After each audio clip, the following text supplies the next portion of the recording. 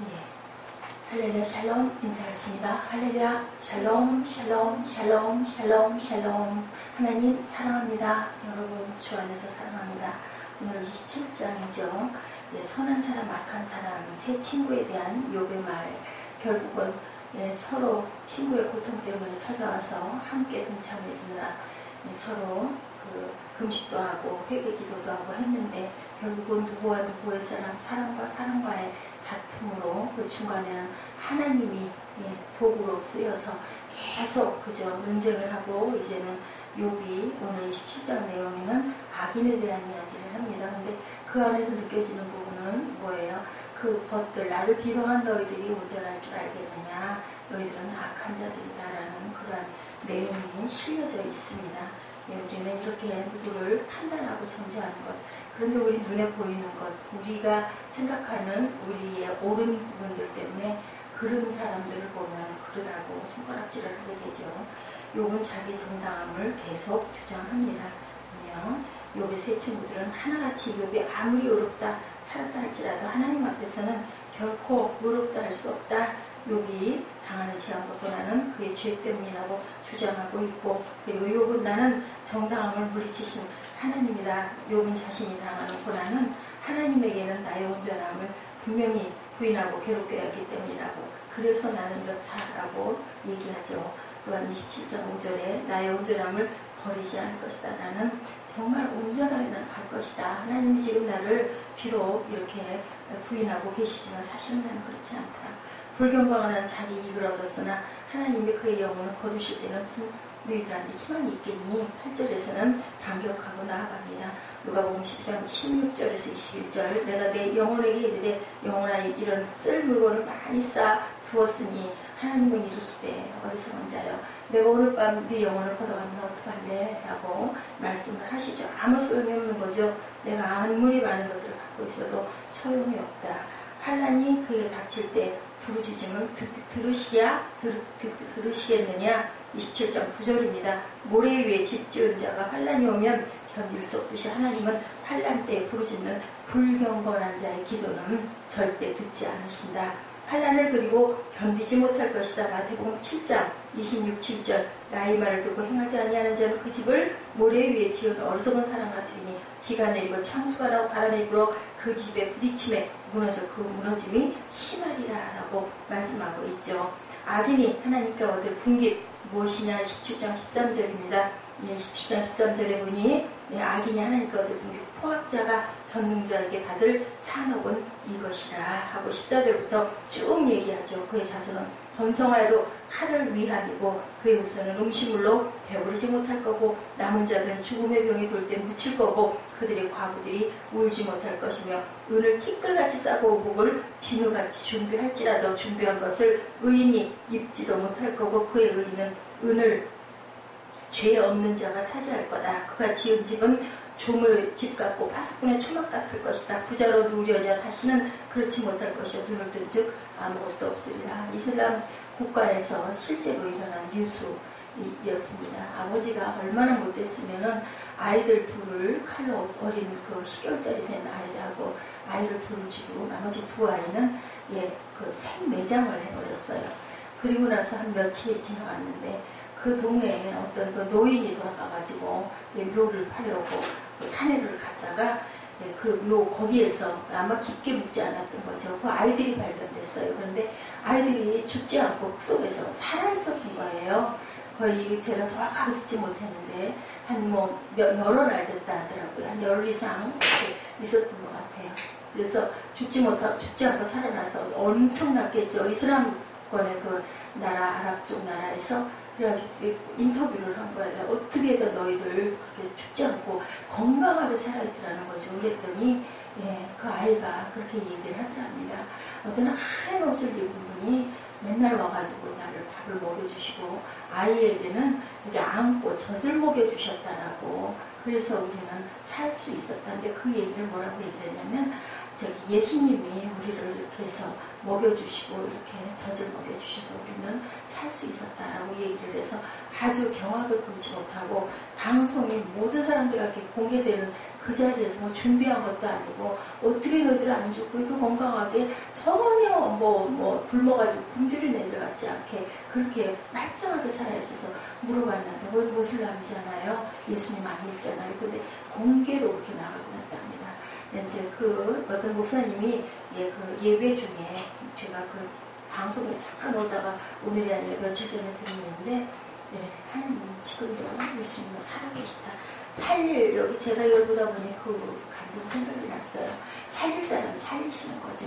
그 아이는 귀하게 하나님이 정말 귀한 간증을 하게 함으로 인하여서 그 나라의 주변에서를 많이 하나님을, 예수님을 믿는 사람들이 얼마나 많이 놀랐겠어요. 저도 그걸 들으면서요, 이게 그냥 우리 간증이었댄다, 옛날에 이런 얘기다, 그게 아니라 얼마 전 얘기라고 하는 거죠. 참 정말 너무나 할렐루야라는 생각, 얼마나 무서웠겠습니까? 그러니 그 아버지라는 사람은 또 어떻습니까? 세상은 이렇게 악과 선이 공존하는 이런 때 우리가 지금 살고 있고, 아까 사드락과 메삭과 아벳느고 그리고 또 다니엘, 그죠? 기도할 때 너 기도만 안 하면 그거 안 하면 내가 살려주겠다. 느부갓네살라는 왕이죠. 바사, 얼마나 페르시아죠. 얼마나 대단한 서슬이 시퍼런 그런 나라에서도 하루에 3번 기도한다는 거. 다니엘은 또 그때 국무총리 자리에 있었어요. 얼마나 바빴겠습니까? 동창을 열고 닫고가 아니고 열고, 닫고 하는 것도 두려울 일인데 죽잖아요. 발각되면. 그런데 그렇게 기도했을 때 하나님이 지켜주시는 것처럼 중요한 거는 우리의 믿음이 정말 중요한데, 믿는다 하면서도 저부터도 온전하게 믿지 못하는 그러한 저희들의 그 믿음, 좋은 일이 일어났을 때만 아버지께 영광입니다, 감사합니다. 그렇지 않을 때는 그냥 도대체 이 일이 왜 이렇게 힘들게 이렇게 일어나, 나는 이만큼 하는데, 이런 마음들이 드는데, 참 욥은 대단하죠. 결국은 다 하나님께로 돌아와서 하나님은 악인들을 나는 분명히 그렇지 않아 라고 주장을 하고 있습니다. 결국 사람과 사람의 그 저주와 싸움으로 이것도 옳지는 않은 부분입니다. 사곡한 자가 이익을 얻었으나 하나님이 그 영혼을 취하실 때는 무슨 소망이 있으랴. 그렇죠. 아무 소망이 없죠. 사곡한 자가 유익을 얻으면 나의 생명이 아직 내 속에 완전히 있다고 하는 말은 그의 신명이 확고부동하다는 거죠. 나는 살아있고 아버지께서 분명히 나를 인정하시고 아실 때가 분명히 있을 거다라고 얘기합니다. 에스겔 14장 4절에 그런즉 너는 그들에게 말하여라. 나 주 여호와가 말하노라. 이스라엘 족속 중에 그 우상을 마음에 들이며 죄악에 거치는 자를 자기 앞에 두고 선지자에게 나오는 자에게는 나 여호와가 그 우상에 많은 대로 응답하리니, 그리고 귀를 돌이켜 율법을 듣지 않은 사람의 기도도 듣지 아니하시겠다고 하죠. 잠언 28장 9절입니다. 사람의 귀를 돌이키고 율법을 듣지 아니하면 그 기도도 가증하니라. 우리가 마음과 그 중심이 온전해야 하나님이 당연한 거죠. 기도를 옳게 들으시지, 그렇지 않으면 그 기도도 가증한 거다. 그래서 우리가 누군가를 막 저주하고 원망하다가 그 원망이 온전치 않을 때 뭐라고요? 돌고 돌아서 공중을 헤매다 결국은 본인한테 온다. 그래서 예수님이 내 원수를 사랑해라. 우리가 저주하고 미워할 때는 이유가 있어요. 억울하기도 하고 상처가 닿기도 하고 정말 내가 분하기도 하고 하니까인데, 결국은 그렇게 되면 그것이 너에게 돌아가니 너를 위해서, 너 자신을 위해서 용서해라. 누가 갚으신다? 아버지가 갚으신다. 그리고 분명한 것은 그 심판은 하나님이 갚아주시니 걱정하지 말고 마음을 비워라. 결국은 우리가 예수님으로 옷을 입어서 그런 모든 것들이 더럽고 추하고 나를 향하는 그 칼들이 나를 해치지 않게 우리가 무장을 해야 되는데, 무엇으로? 성령의 능력으로. 제가 어저께 잠깐 급하게 간증한 것처럼 정말 내 손을 꽉 잡으세요. 6시간이요. 기계에 의해서 당신 생명이 살아있을 것인데 내 손을 꽉 잡고 있으면 분명한 건 회복이 되고 이제는 모든 것이 다 정상으로 돌아올 것이다 라고 했던 그 감사. 그래서 그 모든 걸 더 의식을 하고 느꼈던 거, 바로 예수님의 손길을 우리가 성령의 인도하심을 꽉 잡고 나가야 되겠죠. 사사기 10장 14절에 가서 너희가 택한 신들에게 부르짖어라. 너희 환난 때에 그들로 너희를 구원하게 하라. 하나님께서 나는 너희와 아무 상관이 없다고 하는 말씀이죠. 그러므로 그들의 서글픈 탄식은 아무런 동정도 받지 못할 것입니다. 내가 너희의 재앙을 비웃으리다. 그가 항상 하나님께 불러 아뢰겠느냐? 예, 그렇지 않죠. 형통할 때는 하나님께 아뢰고 감사하고, 형통치 않을 때는 온갖 신들을 다 동원을 합니다. 우리 마음들이 그렇죠. 이렇게 하면 괜찮아질까? 저렇게 하면 괜찮아질까? 결국은 어떻게 돼요? 하나님의 섭리를 우리가 인정하지 않을 수가 없죠. 그래, 그런 얘기를 하죠. 사람의 힘으로는 어쩔 수가 없어요. 이거는 하나님밖에 해결을 하실 분이 안 계신다고. 15절에 그 남은 자는 연병으로 묻히니, 그래서 죽자마자 정식 절차도 밟을 새 없이 몰래 그리로 급히 서둘러 장례를 하고 묻힐 것이다. 그의 과부들이 울지도 못할 것이다. 얼마나 비참합니까? 죽은 사람을 위해서 슬퍼할 기회도 얻지 못할 것이다.